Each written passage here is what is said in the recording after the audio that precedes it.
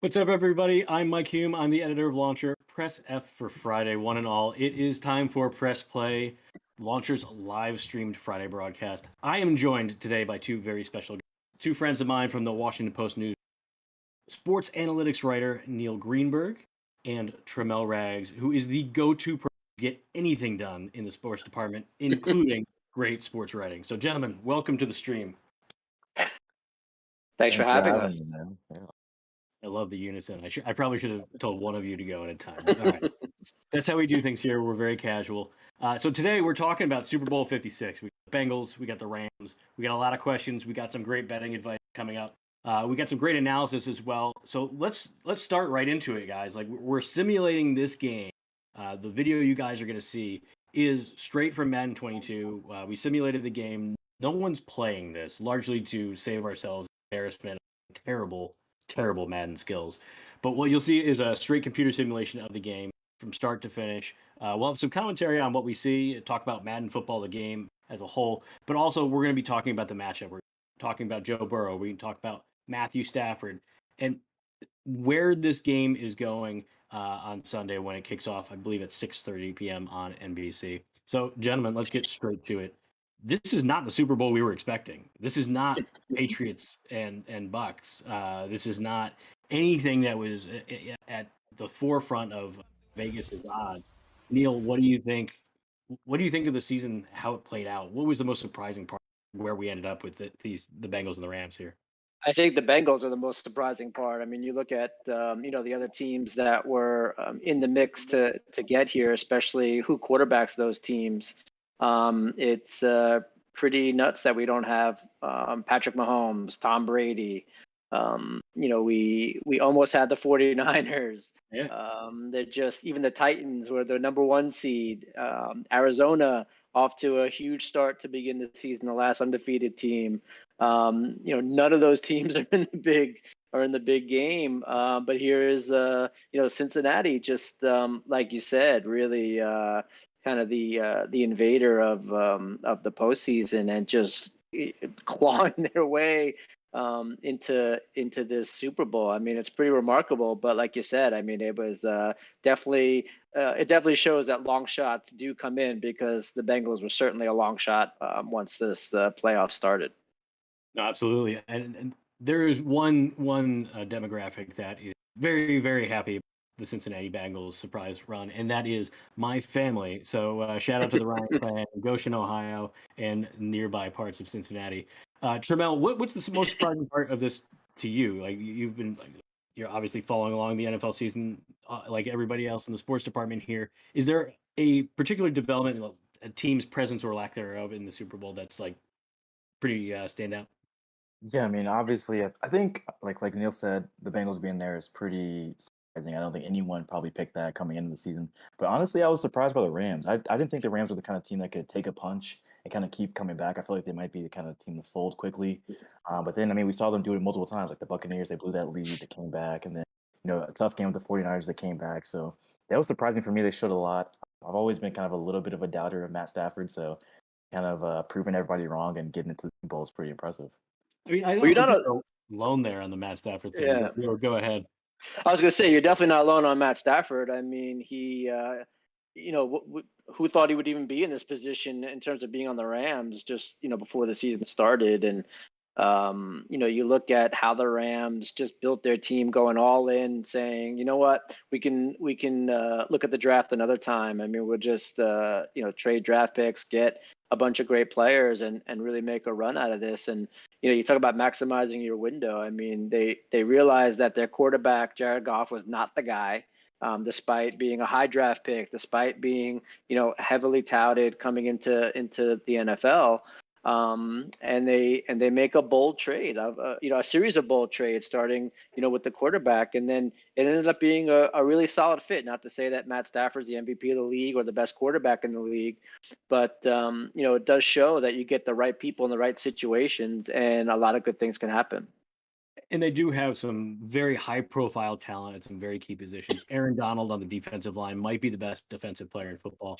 Got Jalen Ramsey in the defensive backfield. They pick up Odell Beckham mid-season. I mean, where would Von they be Miller. without him right now? Yeah, I mean, this is the LA Lakers of the NFL. It is the super team. The cost, of course, they don't have a first round pick, I think, until like roughly 2083. No, my kid will So be in college by the time they pick again in the first round.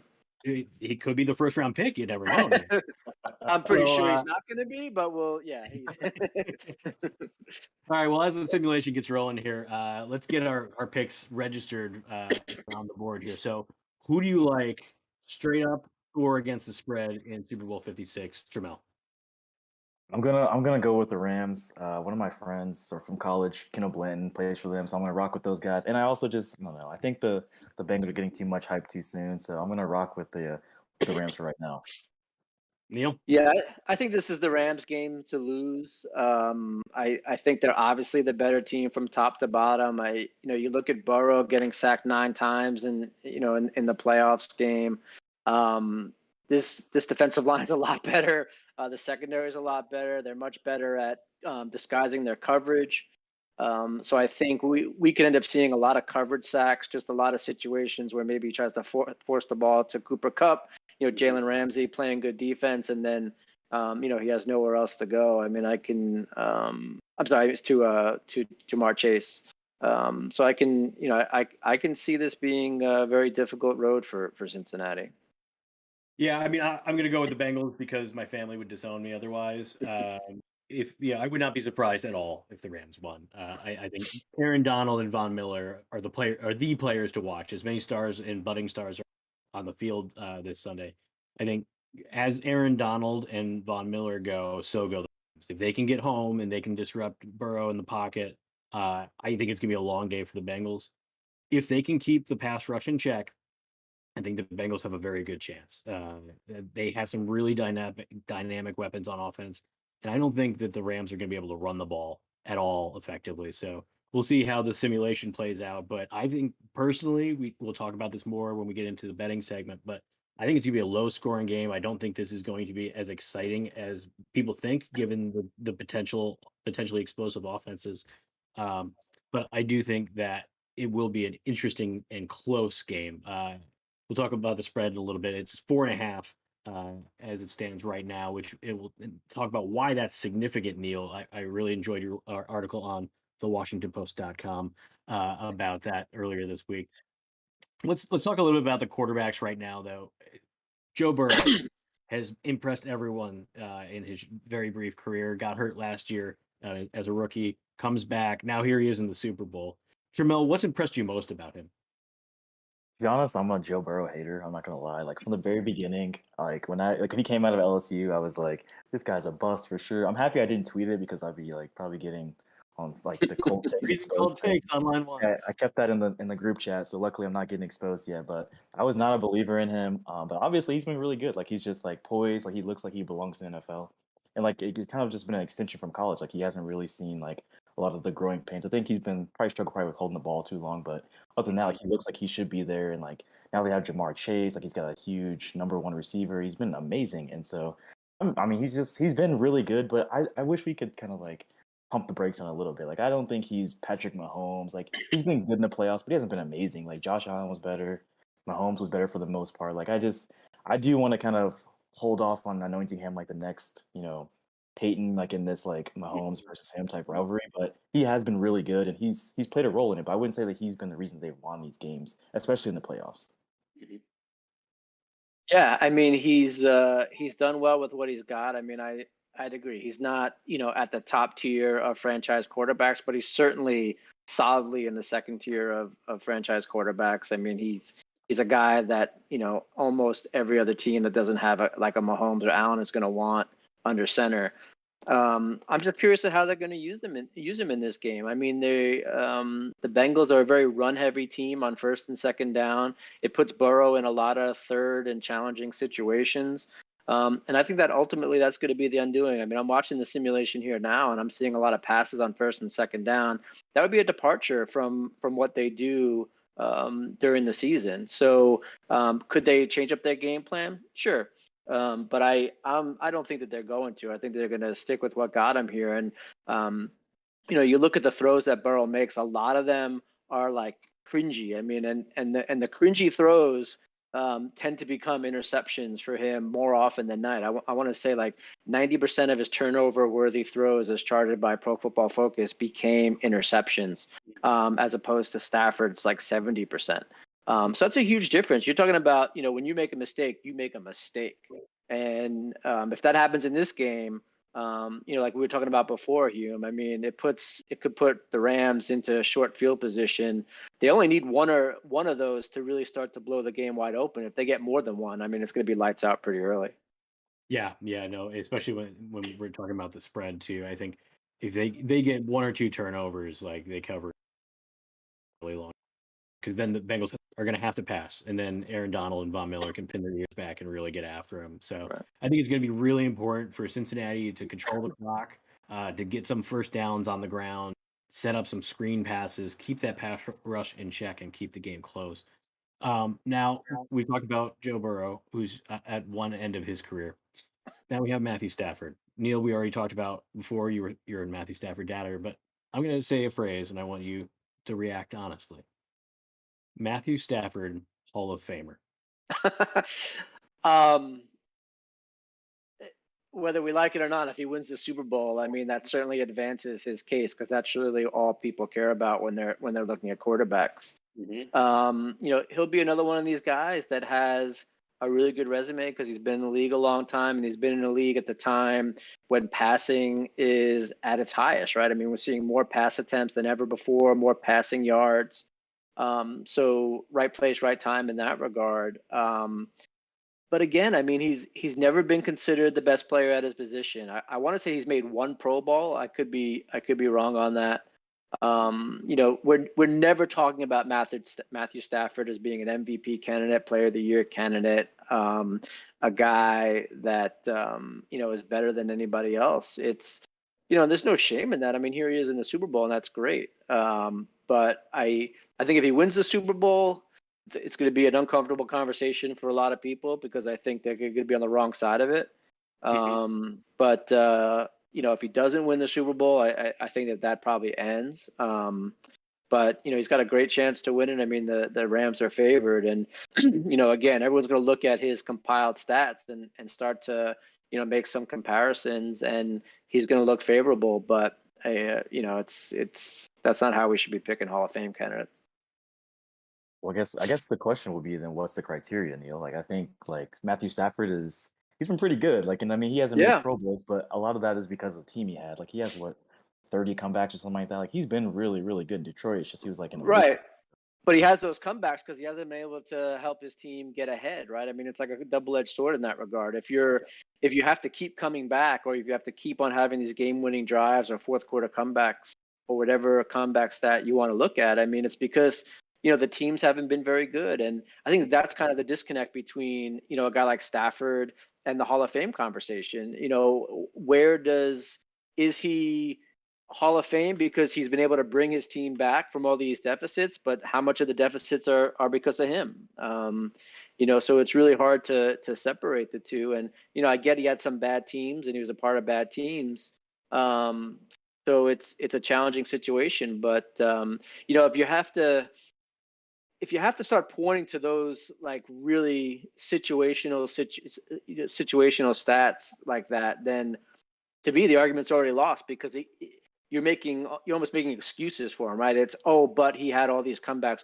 But he was on a bad team. But you look at the better quarterbacks. We never have that conversation. I just want to interrupt this discussion for a quick simulation update.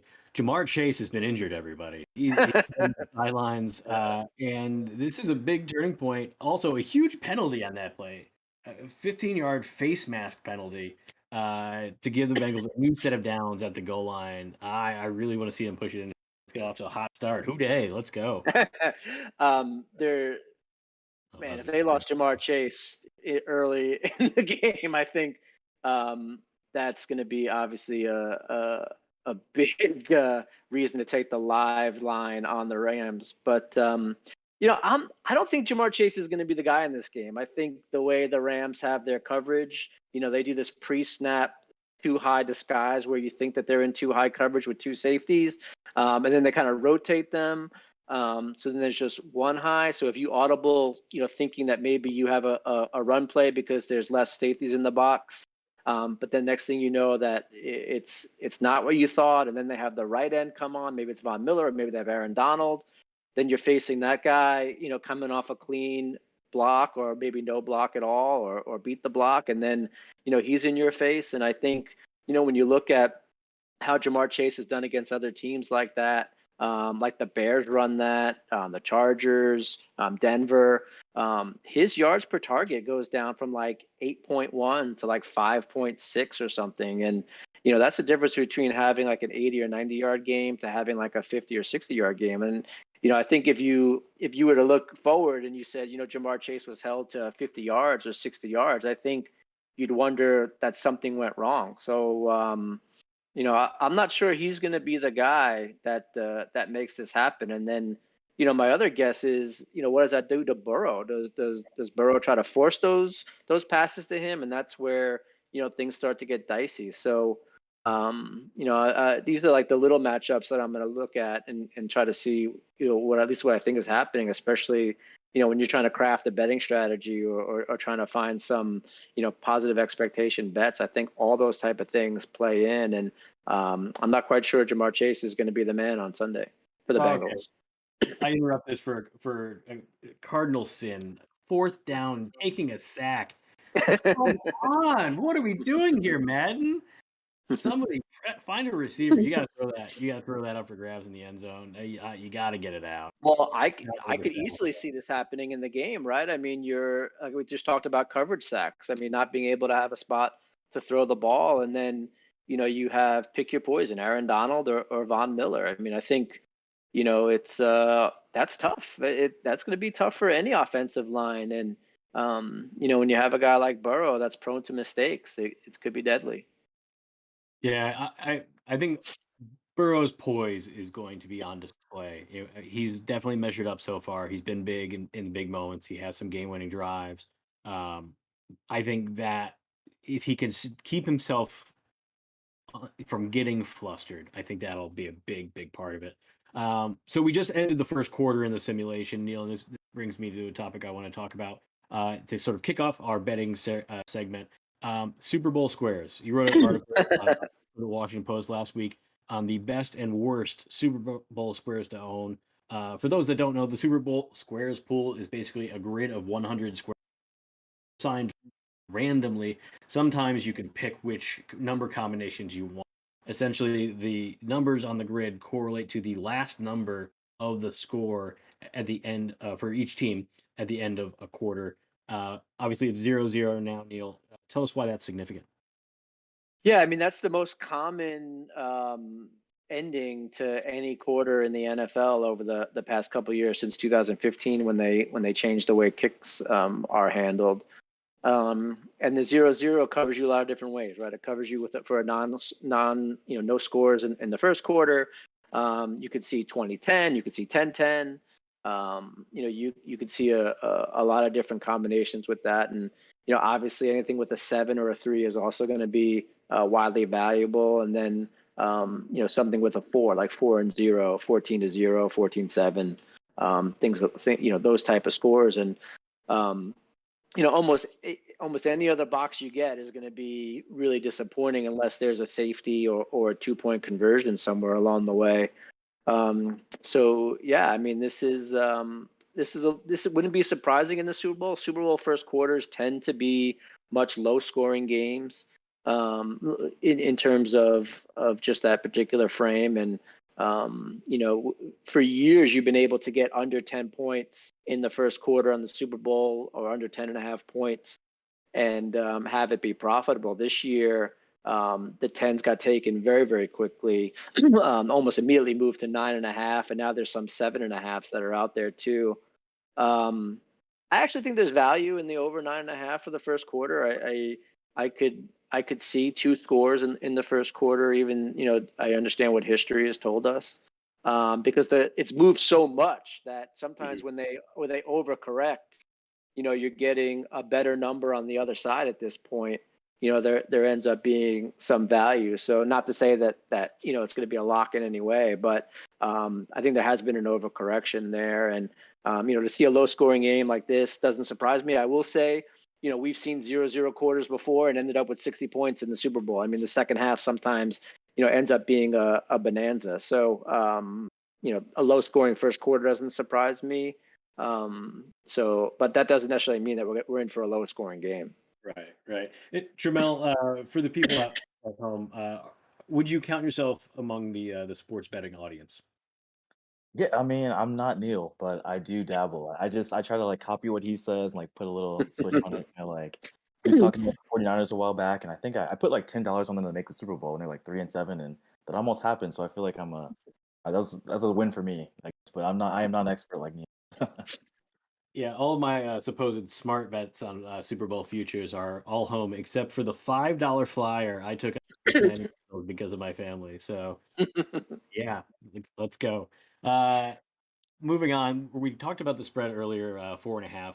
Neil, there's a lot that goes into setting the spread in Vegas and trying to make the correct pick, whether they'll cover or not. But the number itself is also extremely important, and now that bettors have the ability to, through various sports betting apps, take on teasers. What's the significance of 4.5 Yeah, value, and what can you do with it, or what should yes, bettors? it's actually down to 4 at a lot of books now. There Oh, are some really? 4.5 still out there, but 4 is what we call a dead number, and it's a dead because there are almost no games that end with a final score margin of 4 points. 4 points, about 1% of all games going back over the past 7 years have ended exactly. Games with a spread of 4 have ended with exactly 4 points, just 1% of the time. It's practically 0% of the time for the 5. So what that tells you is you're better off moving off that number to gain value. Because if they win, if they win by 4, obviously they cover by 3. If you're moving down to get less points, or you can move up and say, well, I want to take the Rams minus 6.5 because the touchdown occurs 7% of the time. So it gives you, a lot more chance, a bigger chance to win. But also you're also getting a better price. So if the line is -4, then -2.5 should be about -170, -6.5 should be about +120. And I think right now there's actually better prices available on both those sides. So it really comes down to, a couple things. Do you want to back the Rams on the money line, which I think is like -190, maybe -200 at this point? I think there's a -175 out there for a little bit. It may still be out there. Do you want to just bet them straight up, or do you want to back them on the spread? And I think the smarter play is to either take the -2.5, pay some juice, or go -6.5 and get some plus odds. And if you're looking to back the Bengals, obviously if you think they're going to win outright, then you want to bet the money line because you're getting like +200.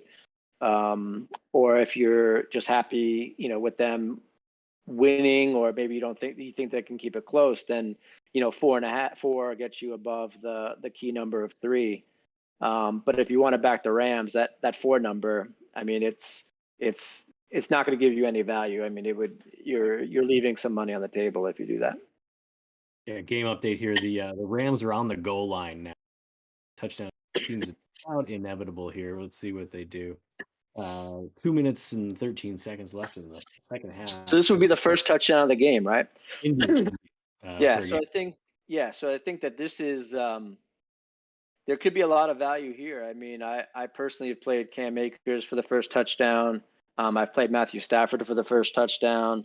I also played a jersey prop. What was the jersey prop I played? I played the first touchdown will have a jersey number under 22.5. So that pretty much gets you like all your star players with the exception of like Cam Akers. It also gets you a guy like Jalen Ramsey who could have a pick 6. I mean, so there's some value there.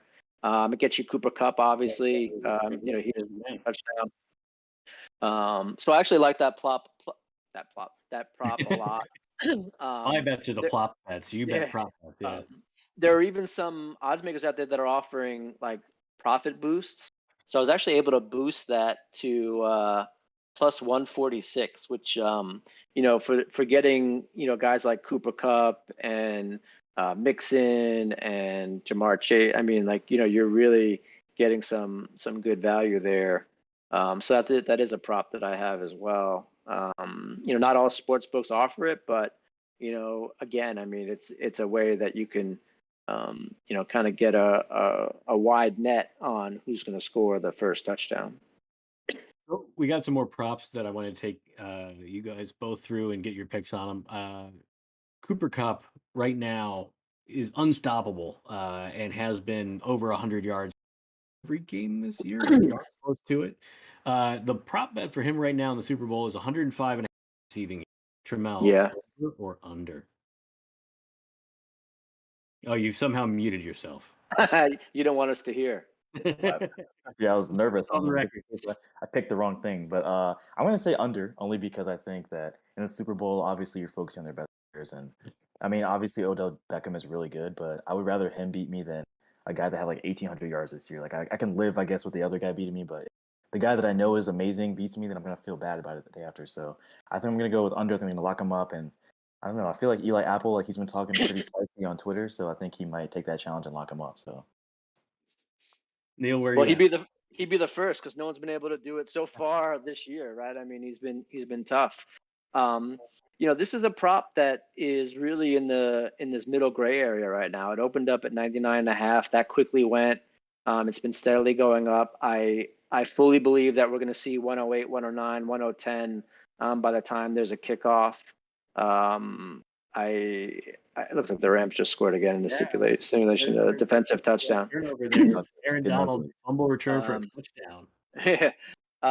So I think that if you're not already on Cooper Cup over at like 101, 102, I think the ship has sailed. I think at this point you want to look for a different way to kind of get into some Cooper Cup madness. I think that if it gets to 110, there's going to be a lot of money coming in on the under, my own included. I mean, for two reasons. Number one, I think because like you said, Tramel, I mean, it's the Super Bowl and people are going to be tight, and maybe you're a little bit more conservative, maybe you're not as crisp. So that certainly will play into it. Also, maybe the Rams get out to a comfortable lead like this, and then the game script shifts, and then it's really Akers and their other running backs that start to take over more so than having Stafford throw the ball. That could certainly impact them. It only takes you take away one or two targets from him, and that drops it from 100 yards to maybe 80 yards. It's a big difference. So I think right now you don't have a lot of wiggle room. I would say look for another way, or if you're looking to fade him, then you want to get your bet in about an hour before kickoff, because I do think that this prop, I think all the stars prop, Akers, Mixon, Beckham, Kupp, I think all of their props, their yardage totals are going to keep going up as we get closer to kickoff. So if you're looking to fade any of those players, you wanna wait. Guys like Mixon, even Odell Beckham, I think that their receiving yardage total hasn't moved yet, and it's only ticked up maybe a yard. So if you want to play the overs, there's still some room there. But Cooper Cup, I mean, that got moved up in a hurry, and I think it's going to go higher. So for me, it's that ship has sailed. Yeah, the one thing I would say about Kupp's yardage total is Tyler Higbee has just been ruled out for the Super Bowl, according to what I'm seeing online right now. And I think Kupp is the possession receiver. He's not always the go deep type guy. I think he could get more work, or certainly more targets with Higbee out than he would have had before. I'm definitely in Tramel's camp, though. I think the Bengals lock him down. They do whatever they can to do, even if you got to tackle him and take the pass interference if you're getting beat. I don't see him going over 105, especially when I think that this game is going to be relatively low scoring. And then, as you pointed out, Neil, you get in this situation here where it's 14-0 in the second quarter, and time for running the ball. With Cam Akers and Sony Michel. So Yeah. next, I speaking of think Cam one thing Akers, that brings us to So our next prop. On like with I think one thing though, like that Neil kind of brought up about like if you take 1 or 2 targets away, that can easily put him at 80. Like I feel like the Bengals, and just watching them, I haven't seen them a ton this season, but it seems like they're really, really good. Like about taking the middle of the field away, and I feel like that's kind of how they were able to beat the Chiefs. Like they took that middle portion of the field, and were kind of able to stop that. So I mean, if you can kind of take some of those middle targets away from Kupp, I mean that could easily put him raised below that 100-yard mark. yeah, I mean, I was lucky enough to get in at 99.5, and I went in. It was an expensive 99.5, and I went in with the purpose of knowing that it'd probably be at like around 108, 109, and I would just try to make a middle and hope for the best. But if I missed that 99.5, I would almost assuredly be on the under at as high as I can get at an hour before. This is uncharted territory. We've never really seen an over like this, let alone one that opens up at 100 and just keeps moving up, right? I mean, that's especially especially during the dead week of the football season and in between. And I think a lot of the sharp bettors did the same thing, knowing that this would go up, knowing that if something weird happened, they could always get out of it on the other side.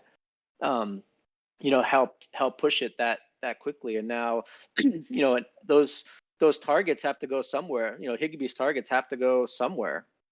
So I think everybody's going to see a bump at this point, and I think Odell Beckham might start to really move at this point, because what else are they going to do?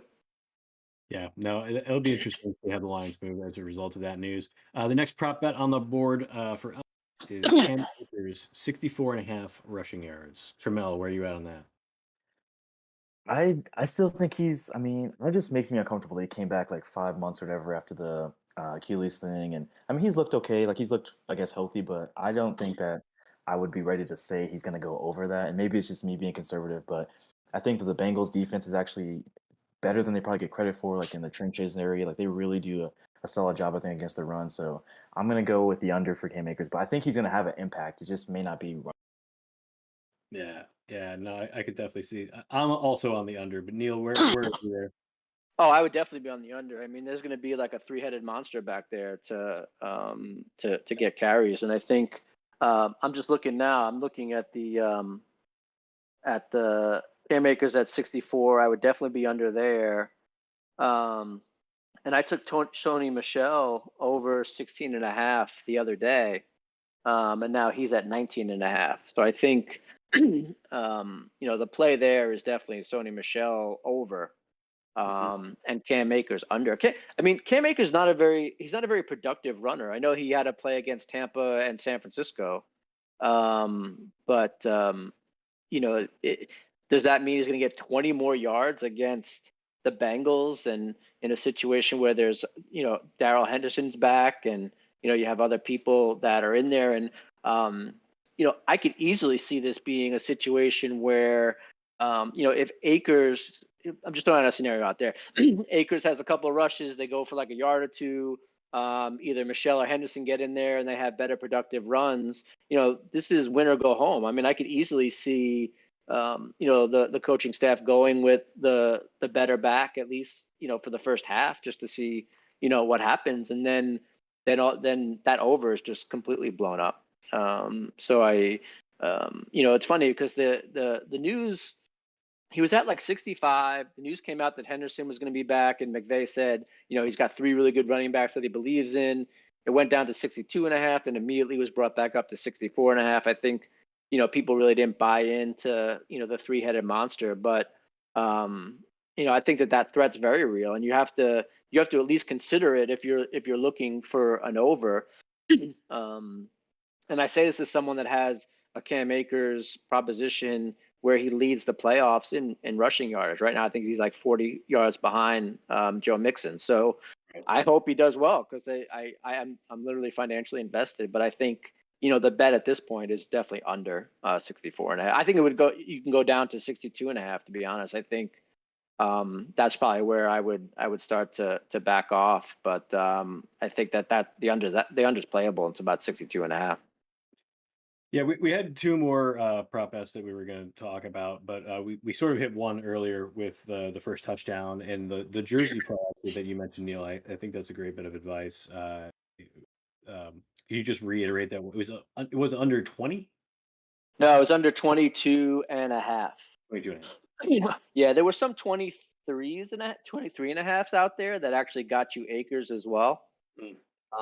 But that's since I wasn't able to find it at 23.5 at any of the sports books available in Virginia, and that's DraftKings, FanDuel, Win, Caesars, And most of the big ones. like all the like Bet Rivers and Barstool and all them. So I'm not sure that one's out there either, but still, I mean, you can. It makes it a lot easier to take the jersey, and then you can always just put a flyer on Akers to be the first touchdown scorer. I want to say he's at like 4-1 or maybe 5-1 at this point for the first touchdown. So, if you're really that keen on that, having him as part of the mix, it's a pretty easy ad.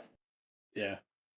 Let's shift gears a little bit, and since we just hit halftime, I want to ask some probing questions about halftime entertainment. I am extraordinarily amped for this year's halftime, like probably more so than I've been in years, maybe a decade. But tell me y'all's thoughts. Like, are we excited about this? We got Dre, we got Snoop, we got Eminem, we got Kendrick Lamar. Forgetting somebody, Mary J. Blige. Mary J. Blige, yeah. I mean, that is like. I hear rumors that Tupac may make an appearance if he's ever going to come out. They did that hologram at Coachella that one year. I'm just saying, like, if he's ever going to resurface, like if any of the rumors are true that he's just hiding out somewhere, I think this is the time we see him. See, this is going to get us taken off Spotify now or YouTube. So, but no, Tramel, what are you thinking? Is this a good lineup? Has the NFL finally got the halftime entertainment right? To be honest, it doesn't move me. Like I'm 28, so maybe it's just a little. I mean, I appreciate what they did. Like I know that Snoop is great. Like Mary J. Blige, my parents listen to that, and like there's a special place in my heart. Like what I mean, I listen to him. We're cleaning on Sundays. I can remember those. Listen to that, but I'm really not trying to hear them in 2022. Like it's just not for me. But I get what they're trying to do, and like trying to please a bunch of people at once. But I don't really think most of the people that are watching are gonna like it. To be honest, like most of the fans that will be watching it, and I won't either. So I'll probably have it on mute. To be honest, like I might check it out to see if something crazy happens, but I'm not really like I'm looking for maybe I would go with Kanye, or Young Thug or something like that. But I'm not trying to see Snoop Dogg and Mary J. Blige in 2022. All right, that's a very polite way of telling us both we're very old. So thank you, Tramel, for that. So aside from the halftime entertainment show, I think we one topic that is also very, very close to us on Super Bowl Sunday is food. So I want to hear what's your spread like. If you could have your pick of whatever is served at your Super Bowl party, what you gonna? I'm trying to show up at your place, man. I've been seeing all the toasted, man, the smoked meats. Like I'm trying to be wherever Mike Hume is. That's where I'm trying to be at. I'm glad you brought that up because I've never got an invite to sample the smoker. Well, you guys are but whenever you guys want to come over here, there's no curbside pickup option. There's no DoorDash. There's no nothing. It's just, did you file your story? We have a deadline. It's never like, hey, do you want to try this brisket I'm about to smoke? Don't forget about the human side of you, man. Neil's hungry too. He has feeling. He's hungry. This is going to be my exit strategy from journalism. Opening up a curbside eatery and brew pub. I think that is my retirement plan right there. No smoker food truck. Well, I'll of course there's going to be a smoker deal. What are we talking about here? But no, I think moving to some sort of Greek isle and cooking burgers and importing some craft beers. I mean that's my retirement right there. So. When that happens, you guys are more than welcome. First round's on the house. Until then, I appreciate the praise for the Instagram food. So, for me, it's got to be wings. That's a first. Like wings are a staple. I like burgers a lot. I'm a big burger guy. So like throwing a couple burgers on the grill, getting that in there. Chips, I guess you gotta have chips. But like if I have wings and burgers, I'm pretty satisfied. I'm not like I'm a water guy, so I don't need a bunch of drinks and stuff. But like, if we have wings and we have burgers, I'm gonna be pretty happy, whether the game is good or not. Like, cause my stomach is right, then everything else is just like that's just the sprinkles on the ice cream for me. There you go. I'm glad you mentioned that because I was gonna say I need two things. I need a taco bar and I need a sundae bar. Like I need the Sunday not a bar bar, probably Steele. You're like the wealth guy. I mean, open come on, bro. first. Like an ice cream bar. Yeah, Sunday bar, like where you just have all your toppings, you have all like different types of ice cream, and you just make your own stuff. Like I like controlling what's on my plate, so like a taco bar and the Sunday bar, that'd be perfect. Are you a buffet guy then, or? I was until Growl? oh no, like even this like this the thing what we had downstairs, like the buffet, I'd go there all the time. Like it was Yeah. great. One of the things I definitely miss the most about the offense the past 2 years is working on Super Bowl Sunday, the Super Bowl potluck. Luck, yeah. Oh man, You made those meatballs. Yeah, we had meatballs. We did pork shoulder one year. I definitely would do the Wingos order. Wingos in Georgetown. Everybody that the Bengals are on the board. That was beautiful. I invoke Wingos and T Higgins gets the touchdown. There we go. Now it's a ball game. But yeah, no, definitely miss those days. Hopefully we'll be back there soon. Knock on wood. We'll get this whole business behind us. But so all right, did the second half start? Yes, this is the third quarter, and the Bengals just came up with 7 big points, or at least 6. So I do think that one of the wagers worth making is a second half has more points than the first half. We talked about like the first quarters. We saw the first quarter 0-0. That pretty much nullifies half the half already. But I do think we start to see teams make the adjustments in the second half. They expand the playbook a little bit. They're a little bit, the halftime is actually longer during the Super Bowl, so that they're more rested. So I do think that's a prop that I've actually played. I think I used a boost on that too, but I do have the second half. I have it at -122. Also, I think the Bengals scoring more points in the second half is also a wager worth looking at, because they're not a very good first half team, but they do start to gain some momentum. And if you have a situation like this, I mean, when you think about it, playing from behind, throwing more on first and second down, throwing deep, pretty much plays right into the wheelhouse of Burrows to chase. So I think that looking at them to score more points in the second half is also something that I'm invested in. Another Cardinal sin by Joe Burrow taking a sack on 2-point conversion. Just throw the ball, son. Come on. Tramel, you were gonna say something. Sorry, I interrupted you. No, I was just. But yeah, I think like what I really want to see, which just has nothing to do with what you asked, but I'm sad that I'm really sad that Jamar Chase got injured, because I'm looking forward to the gritty. Like I saw Nicky's tweet about him. He's got like some special going. Like the gritty is probably my favorite celebration right now. So I'm pretty sad that he's not in this simulation, because I've been looking for it. I've been practicing in my mirror. Like I'm ready for when he does it. So that's the only thing I'm looking for. But you're gonna do it too?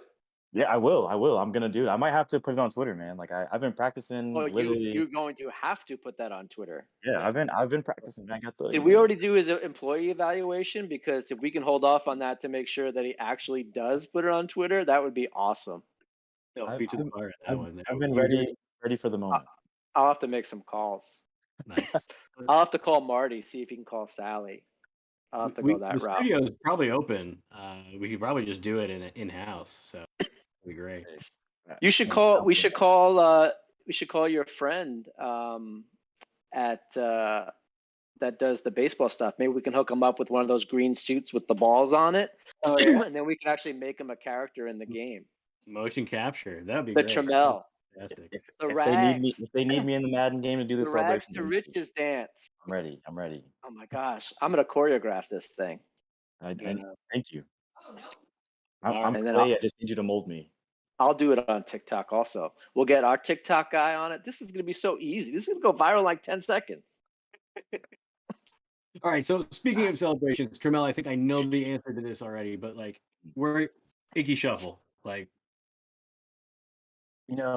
For its time, it was good. It was good for its time. But we've evolved past that. Like if the gritty is set the standard. I mean, Odell Beckham, he's done a lot of cool things. Like he did the like the security guy from Detroit that like does those self-defense classes. Like that was a great celebration. He's been kind of getting like more in depth with like these like skits, and I can get with that. I like the creativity there. Icky Shuffle was cool for its time though, but I'm ready for the next generation of stars, and we're in good hands. It looks like. So I know you guys probably hate it. The not to be mean, but the old guy yelling at the cloud, just play football. But I'm here for the celebrations just as much as the football. I like when they do the bowling and the guy rolls the ball and knocks all the players down. That's my favorite. Yeah. That's my favorite. I'm allowed to have a favorite, Tramel. You can't just tell me what my favorite is. I'm just disappointed. I thought you would like a little bit more flavor. I like the cell phone bit when like he like pulls out the cell phone out of the That's a Joe Horton end zone. moment right there. That was old Man, where's school. 2004? Come on, man. I love that. Yeah, that was prime. That was before it was legal to celebrate. You Right. had to, fight the fun police on that one. They were handing out fines for eating popcorn out of the stands. I just feel like No, I'm it's really so hard. glad that NFL has eased off on the celebration stuff. It's a lot of fun. It adds a lot of personality to the game.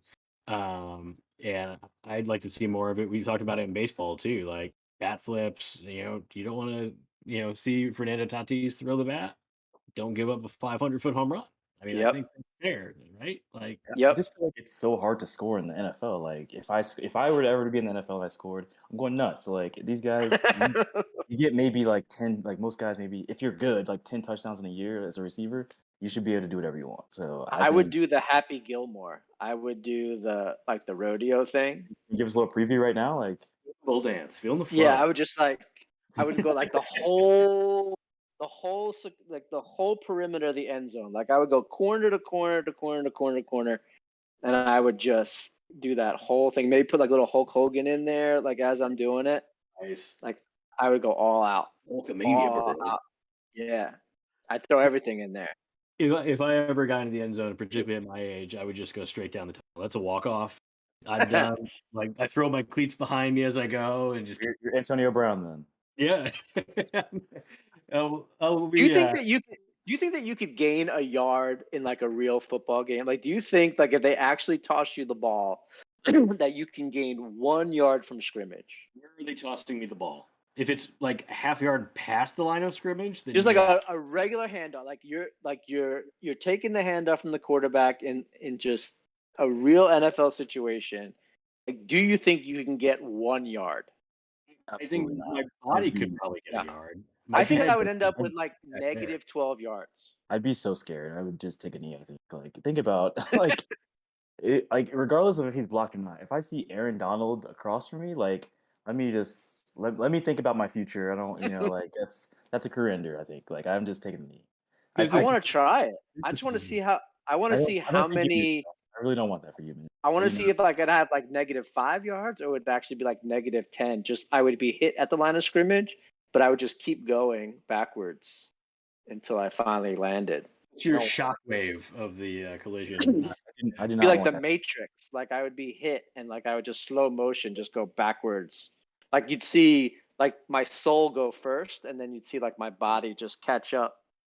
Like in Doctor Strange, Right. That's exactly what exactly it is. Like you'd see like my body would just take a little time to catch up to my essence. Yeah, no. There's a reason I gave up football at the age of 12.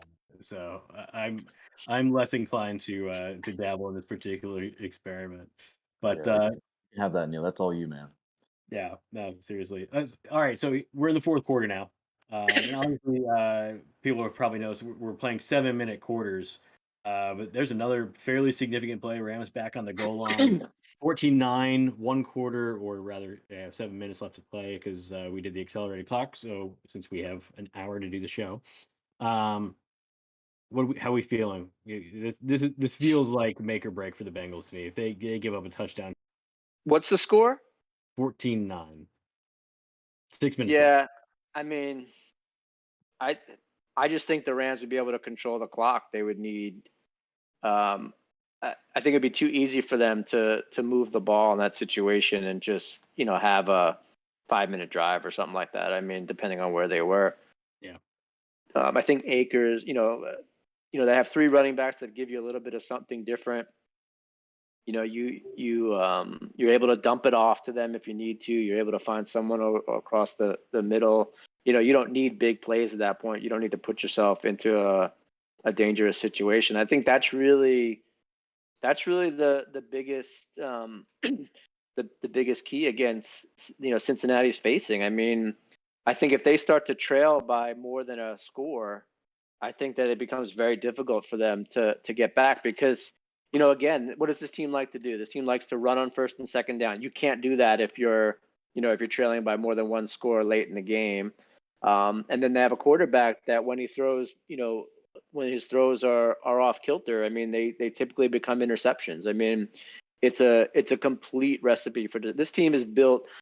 I know that they've come back, and I know all that stuff, but this team is built to play with a lead or play in a close game, plus or minus a touchdown. I don't think that they're going to be able to withstand a two score lead.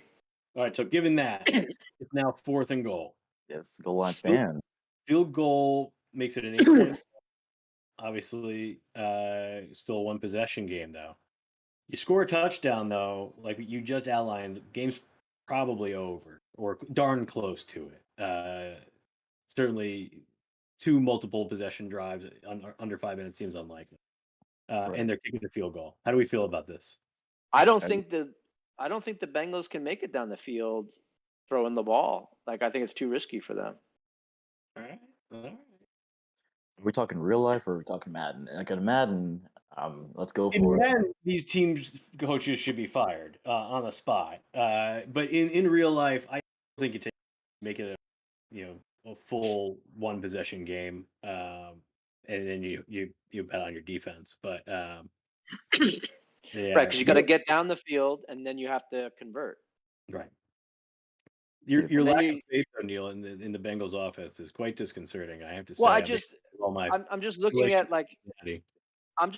at how they go about their business. I mean, Mixon 1st and 2nd down, and then you put Burrow into a 3rd and long. They're going to have their tight end who might not be 100%.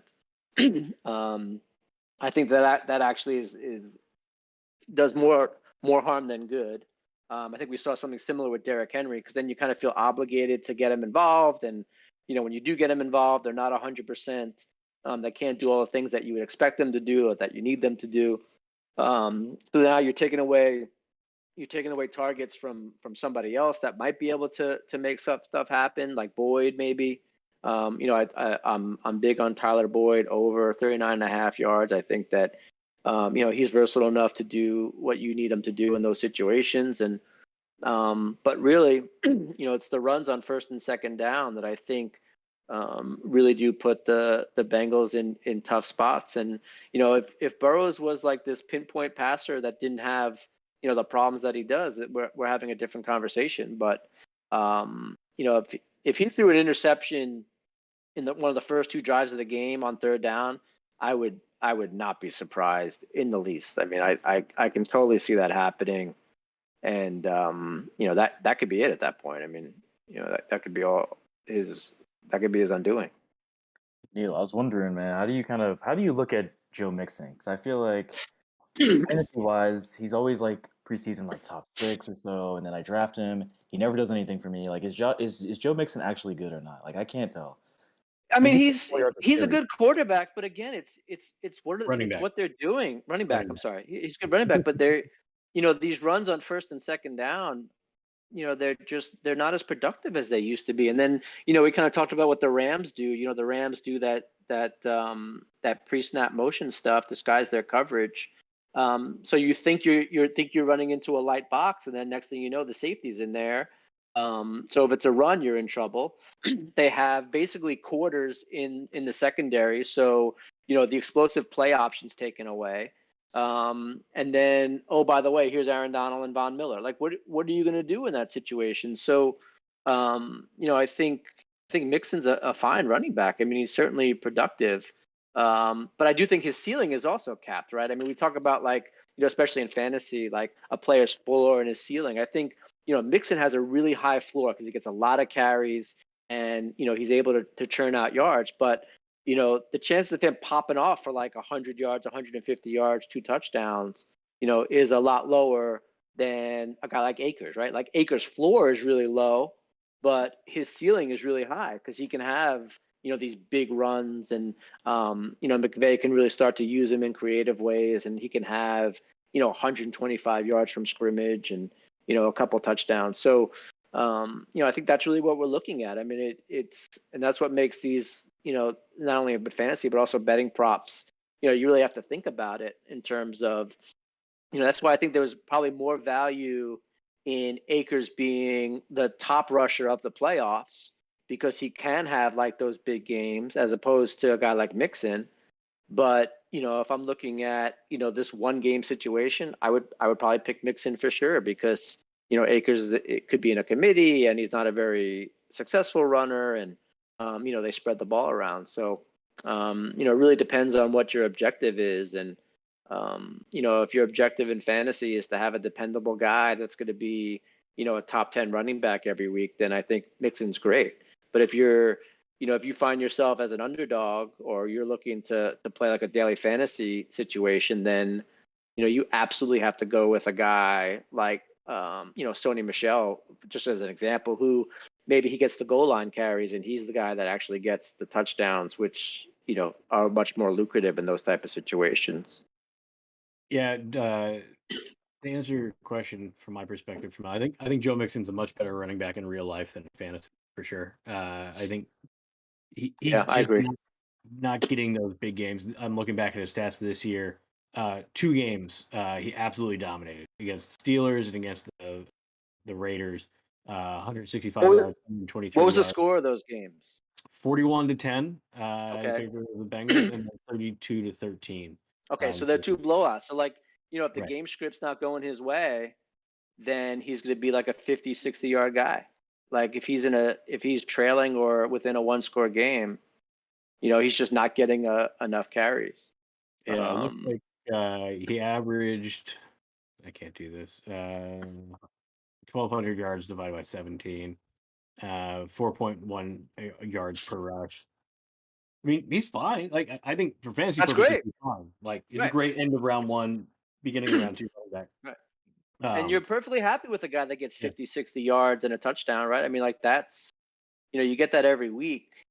That's way better, than a guy that gets 150 and 2 touchdowns one week and 20 yards the next week. I mean, that's, but, again, I mean, if it's not going to be a blowout, then I think you have to, look at him as having a hard cap in terms of how productive he's going to be. All right, so we're into the final 2 minutes here. So 3rd and 10. Looks like the ball's at. Well, this is a terrible camera angle for it, but 33-yard line. Terrible idea by the Bengals. Let's see. What's that? So I feel like them punting there was a bad idea. The Bengals, like they were on Yeah, Never the, punt. the 4th down decision making has been subpar in my estimation. All right, so here's they're going to be 4th down and about was it 3? 4th down and 3, minute 50 something left.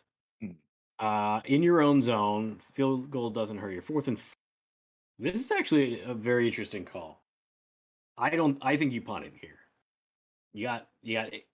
You give the ball back to him, you make him go the length of the field and get a conversion. Well, how many timeouts do they have? They have 2 timeouts left. They did punt. They did, yeah. All right. So you're coming from the 22. All right. I mean, I think that's sound football right there. I mean, again, in Madden, if anyone does that, they should be, banned from playing Madden ever again. Never punt Madden. Rule number 1. But now you someone better than me. You got to play. But right? that's kind of playing to lose, though. I think, right? I mean, like you're not giving yourself a chance. Like you're trailing and you're giving the ball back, and you got to hope you get a stop, and you got to get then they're gonna punt it, and then you have to still go what could be probably a very similar length of the field to where you just gave it, up from. Yeah. That's fair. So now, let's see, they're 25. $1.37 left.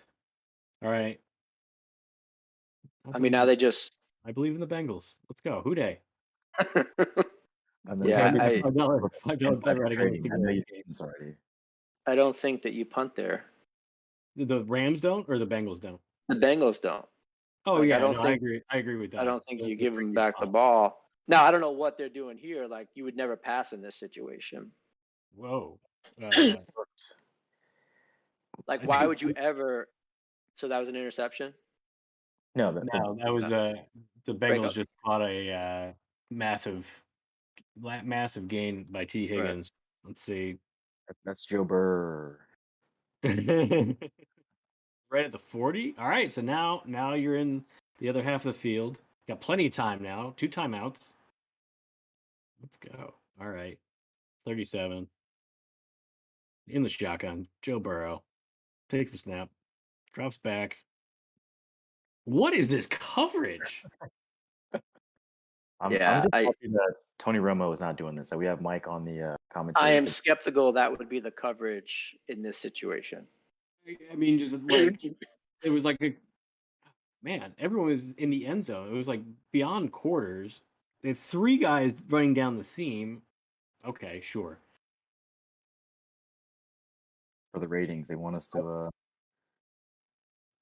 Yeah, I know, and that's the other thing with EA games and EA game simulations is I think they always like the teams to keep things close. Even like when I was playing NHL 2003, there'd always be that like you get about a 2 or 3 goal lead, and the other team would suddenly get 2 goals really quick, and it's like, wait. Well, my guess is because it's always playing to the averages, right? So the average NFL game is always going to be close, right? It's always going to be within 3, within 7. Right. So there's really Almost. I thought you had that for a second. the blowouts are the outliers. So what's this game right now? It's 17-9. 17-9. So yeah, I mean, I think this is going to be another one of those one score outcomes that we see in the NFL all the time. So now they just have to. I'm a little upset that I'm kind of getting excited, even though it's a video game. Tramel thinks this is a trailer for the Super Bowl. Like, he thinks like this is what. I'm on the edge of my seat right now. This is weird. So the guy that's hurt just caught the touchdown. Is that what I'm led to believe? CJ Uzoma, yes. Yeah. Caught that. Yeah. I like that. It's like a little Friday Night Lights type thing. Got to pop the shoulder back in and get out there type. Yeah. Now do they go for 2? Oh man, I missed Friday Night Lights. Now that you said that. Gotta kick the field here. Take the points. Oh. Where was that? That better have been tipped. He was running free in the end zone. And that's that. Joe Burrow's not both. He's not both for the moment. Got to get the onside now. Got to get the onside. Why does he has a weird mustache going on from this angle? I don't know what's going on with Sean McVay's facial hair. Like, it's kind of weird. Looks like a shorn badger right now. I don't know. My son tells me I got to shave the white, and he says, you got to make it smooth like up here. So it's a really good ego boost hanging out with my son. Today, isn't it? Kids are awesome. All right, let's see. Big onside kick here. Oh, easy. Game over. That's all she wrote. Yeah, ball game. Anything can happen. Yeah. All right. Well, big news though. They did cover. But I would bet though the simulation is going to be right on the line most times. Where they're within 3. I think it's going to be the Rams by like 10. Okay. Like I'm the script I keep having in my head is the Rams are going to do their thing. They're going to score, like they normally do. Cincinnati is going to look competitive at times, and then there's going to be 1 or 2 plays where you're going to be like, oh, and those are going to be the ones that are going to be the difference in terms of winning by 10 or winning by 1. So right now, your betting position, are you thinking Rams 6.5 or Rams? I have 3? I have Rams minus 6.5. I got it at plus 130. That was like one of the first positions I took once the line came out at minus 4.5. Right. Because I figured either it was going to go to it wasn't going to go to 6. I thought it'd kind of be locked around like 4.5. And my thought process was there'd be a lot of money on the Bengals money line because people buy into the underdog, and it makes a lot more sense to just, they'd rather just root for them to win and get the bigger payday. And the sharp money would be on the Rams point spread. So that would go from 4.5 maybe to 4, maybe 3.5. I don't think so. So I just said I would just take 6.5 and get plus odds. And like I said, in my head and like in the simulations I've done, to me it's going to be like a 10-point margin of victory. Yeah, I could definitely see that playing out. Also, how did they end up forcing a punt here? And why would that guy catch it and then run out of bounds? Like, there's a lot of weird things that just happened there. So yeah, first off, they were celebrating forcing the fourth down. It was like 20 seconds left. And then also there were the clock was just running. The play clock was turned off. Like that was the clock was at 22. Yeah, and it would be a rare 2-point game. Yeah, I mean, wow. This is, if this actually happens, like I'm gonna put this in a time capsule. But it was also Lefter's predicted the future because there's no way this is happening.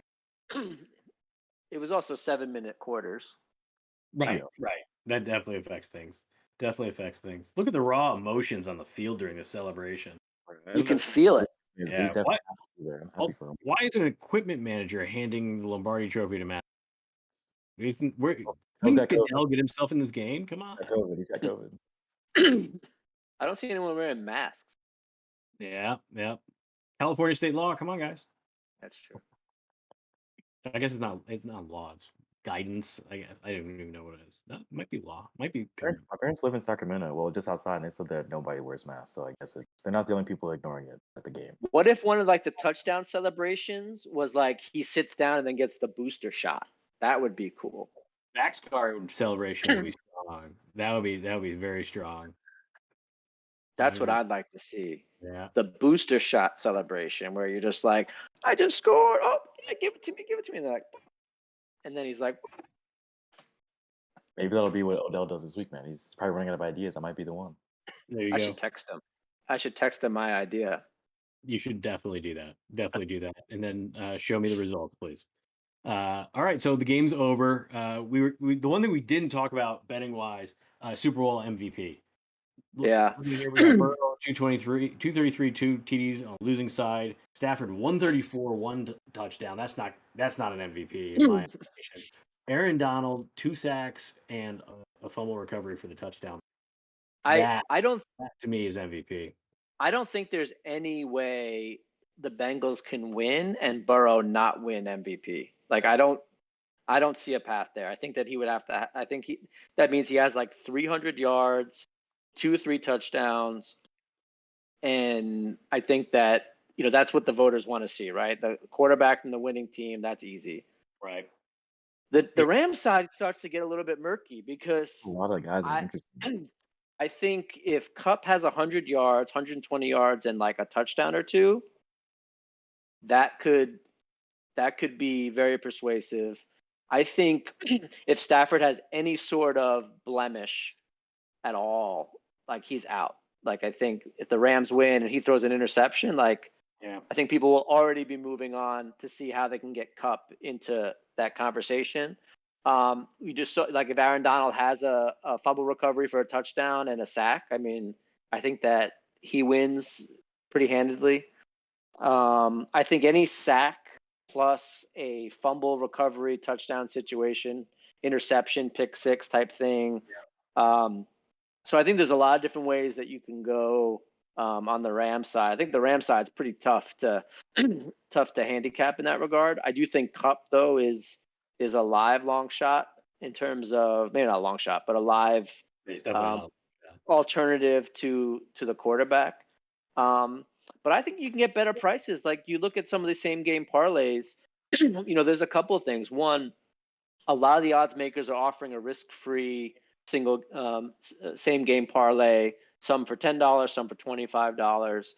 And I think you can be smart about it. Like, if you really think it's going to be Stafford, you could probably he's like what, minus 110, I think right now for MVP or something like that. Like you put together Rams money line, Stafford to go over his 280 passing yards and for him to go over his 2.5 touchdowns. I mean, I think you easily get plus 300 or better. And that performance would almost certainly, and you could even put it under for his interception, and that easily gets you a better price. I think even for Burrows especially, just to do Bengals win and Burrows goes over 280 yards or goes over 1.5 touchdowns, I think you're at a much better price for MVP right there. So I think that there are other ways that you can kind of get there. And, like I said, a lot of odds makers are offering risk-free. So, it's almost a free roll in that regard that, you're still getting better odds. And it's the exact scenario that has to, in my opinion, has to happen anyway, in order for them to win those awards. All right. Well, that's good intel, Neil, and I think that especially ways to get better price on favorites with single game parlays. I think that's a great bit of advice. But and they're risk free. And they're risk free. So there you Right. go. You can't lose. You literally can't lose. Right. There's no risk. Yeah. So that's a good one to close on. I want to wrap it up by we gotta go. It's the Super Bowl. We gotta go full Joe Namath homage here. So what's one guarantee from each of you we will see on Sunday? Tramel, I'm putting you on the spot. I guarantee that we'll see Odell Beckham and Jamar Chase both celebrating in the end zone in this game. Oh. I guarantee Burrow will have 2 interceptions. Ooh, 2 interceptions. Man, downfall. You're ready for the downfall, man. Be positive. Be positive. 2. Wow. Okay, he will have under 3, but more than 1 interception. Wow. Okay. All right. Let's go.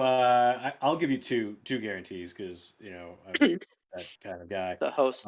The first, Aaron Donald will have 2 sacks by himself in the Super Bowl. He'll have 2, and I also guarantee that I will be eating a bathtub-sized portion of Cincinnati chili throughout the game and stuffing my face with wings. And I hope everyone enjoys Sunday as much as I will be enjoying that experience right there. Everyone, thank you for joining us. This has been a wonderful and fun simulation of Super Bowl 56. Neil Greenberg, Tramel Rags, thanks for joining us. If you like what you saw, you